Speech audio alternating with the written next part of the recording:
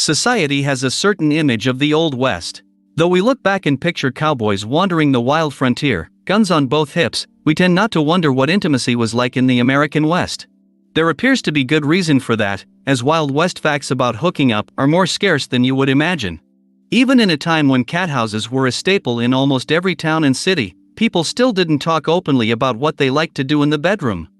This surely owes, in part, to the puritanical nature of American settlers. Not to mention the matter of hygiene or doctor visits. Even though it was a taboo topic, there are a few fascinating tidbits relating to hooking up in the Old West. Before we start, be sure to subscribe and click on the bell so you don't miss new videos. This is the channel Learning the World. Let's go! America's oldest profession was in full swing. One thing is very clear about the Old West: sex workers were a staple to any town or city. What's surprising is the range of such options throughout the West. Some places were more stereotypical in terms of the treatment of those who worked within them. Others held this kind of work in higher regard, with expansive and elaborate spaces for workers to do business. This kind of work was also indicative of socioeconomic classes in Old West society.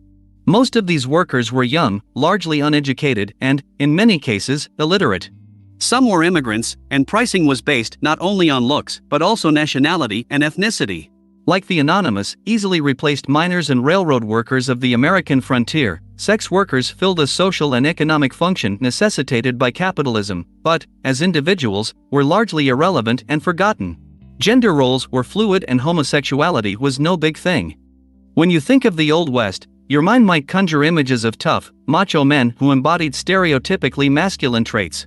A cowboy riding valiantly on his horse to rescue a poor damsel that's tied to the railroad tracks, for instance, spitting dip, loading guns, and drinking hard.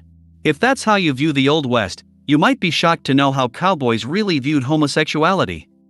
Wild West society didn't necessarily label people homosexual or heterosexual, but rather allowed each person to be who they need to be in any given moment. In an interview, Homos on the Range, How Gay Was the West? University of Colorado at Boulder History Department Chairman Peter Bogue, author of the book Same-Sex Affairs, said, people engaged in same-sex activities weren't seen as homosexual.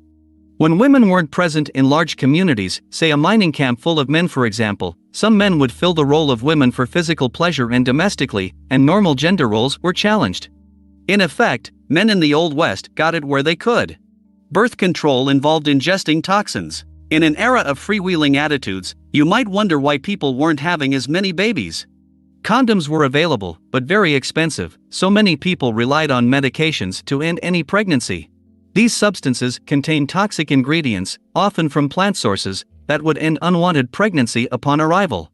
For women engaging in this type of work, pregnancy was a major hazard. Not only could it end their careers, it was also life-threatening.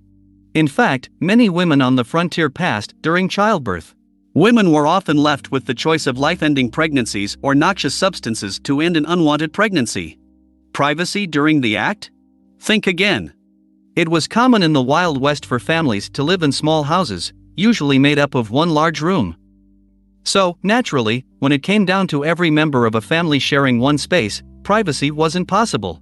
In which case, it's fair to question how they would get intimate when sleeping in a bed with children or other relatives. Writing on the development of privacy and adult pleasure as a private practice in Europe, author Brian Watson explained that, during the Reformation, figures such as Martin Luther created a sanctity of privacy surrounding intimacy, something previously non-existent. In the United States, this type of privacy was afforded by class. Money meant privacy, and most in the Wild West didn't have any money. Cross-dressing went both ways. In his research of the Old West, historian Peter Bogue was surprised to discover how common cross-dressing was. Women often dressed as men to get ahead and gain advantages denied to them during this time because of their gender. However, men engaged in the practice as well. During a talk on sexuality and gender issues of the American West at the University of Wyoming, Bogue stated, "What I was unprepared for when I started uncovering all these female-to-male cross-dressers, I also started to uncover hundreds of stories of men who dressed as women." The slang was vastly different than today's vernacular. Back in the Old West, there was an entirely different vernacular when it came to getting down and dirty. You can read a list of Wild West slang right here. One of the oddest terms on the list, perooting, means intercourse. Assault was rampant. A very sad, very real fact of the Old West was that women didn't have many options. Women were emphatically considered secondary to men in social standing, which created a culture of endemic sexual assault. There were few, if any, avenues of recourse for survivors.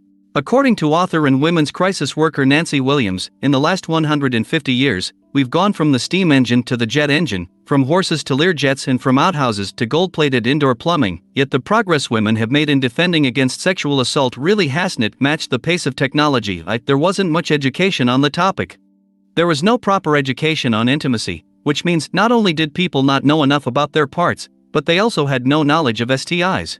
Packets called marriage manuals were available to give some information in the late 1800s. However, in addition to being inaccurate, these packets stressed the importance of only engaging in the act within marriage. They also highlighted how self-given pleasure was unhealthy because the use of a man's seed for anything other than procreation was frowned upon in the eyes of the Lord. If you wanted to know anything beyond that, you'd have to learn by doing. That's all for today. If you liked the video, put a like and don't forget to subscribe. Bye everyone.